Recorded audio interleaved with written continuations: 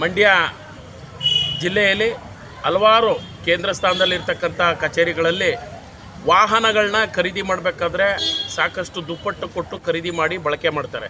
ಬಳಕೆ ಮಾಡಾದ್ಮೇಲೆ ಹಲವಾರು ಕಾರಣಗಳನ್ನ ಕೊಟ್ಟು ಅವು ಮೂಲೆಗಾಕ್ತಾರೆ. ಮೂಲೆಗಾಕಿ ಅವನ್ನ ಬಿಡಿ ಭಾಗಗಳನ್ನೂ ಬಿಚ್ಕೊಳ್ಳುವಂಥ ವ್ಯವಸ್ಥೆ ಅಧಿಕಾರಿಗಳ ಹಂತದಲ್ಲಿ, ನೌಕರರ ಹಂತದಲ್ಲಿ ಈಗಾಗಲೇ ಹಲವಾರು ಅಪಸ್ವರಗಳು ಕೇಳಿ ಬಂದಿವೆ. ಸುಮಾರು ಜನ ನೋಡಿದ್ದು ಕೂಡ ಇದಾಗಿವೆ. ಈಗ ಅಲ್ಲಿ ನೋಡಿ, ಇಲ್ಲಿ ಉದಾಹರಣೆಗೆ ಇಲ್ಲೇ ಒಂದು 2-3 ಗಾಡಿಗಳು ನಿಂತಿವೆ. ಇಲ್ಲಿ ನಮ್ಮ ಗ್ರಂಥಾಲಯ ಕಚೇರಿ, ಅರಣ್ಯ ಇಲಾಖೆ, ಮಂಡ್ಯ ವಿಮ್ಸು, DHO ಕಚೇರಿ, ಹೀಗೇ ನಾನಾ ರೀತಿಯ ಎಲ್ಲ ಬಗೆಯ ಕಚೇರಿಗಳಲ್ಲೂ, ಜಿಲ್ಲಾ ಪಂಚಾಯತ್ ವ್ಯಾಪ್ತಿಯ ಕಚೇರಿಗಳಲ್ಲೂ ಹಲವಾರು ವಾಹನಗಳನ್ನ ಆಂಬುಲೆನ್ಸ್ ಆದಿಯಾಗಿ ಪ್ರತಿ ಅಧಿಕಾರಿಗಳ ಬಳಕೆಗೆ ಉಪಯೋಗಿಸ್ತಕ್ಕಂಥ ಗಾಡಿಗಳನ್ನ, ಲಾರಿಗಳನ್ನ, ಕಾರ್ಗಳನ್ನ, ಆಂಬುಲೆನ್ಸ್ಗಳನ್ನ, ಹಾಗೆ ಮಾರುತಿ ವ್ಯಾನ್ಗಳು, ಎಲ್ಲ ರೀತಿಯ ವಾಹನಗಳನ್ನ ಮೂಲೆಗಾಕಿದ್ದಾರೆ. ಮೂಲೆಗಾಕಿ ಅದು ನಿಂತುತ್ತವೆ, ತುಕ್ಕಿಡಿದು ಹಲವಾರು ಗಾಡಿಗಳು ಈಗಾಗಲೇ ಹೊರಟೋಗವೆ.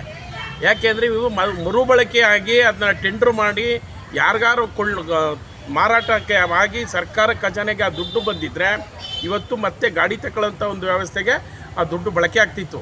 ಇವ್ಯಾವುಕ್ಕೂ ಅವಕಾಶ ಮಾಡ್ದೇ ಮಾನ್ಯ ಜಿಲ್ಲಾಧಿಕಾರಿಗಳು ಇತ್ತ ಗಮನ ಹರಿಸಿ ಈ ಕೂಡಲೇ ಇವೇನು ಲೋಪಗಳಾಗ್ತಾ ಇದೆಯೋ, ಸರ್ಕಾರದ ಹಣ ದುರ್ಬಳಕೆ ಆಗ್ತಾ ಇದೆಯೋ, ನಿಂತು ತುಕ್ಕಿಡಿತಾ ಇದೆಯೋ ಅಂಥ ವಾಹನಗಳನ್ನ ಹರಾಜು ಮಾಡಿ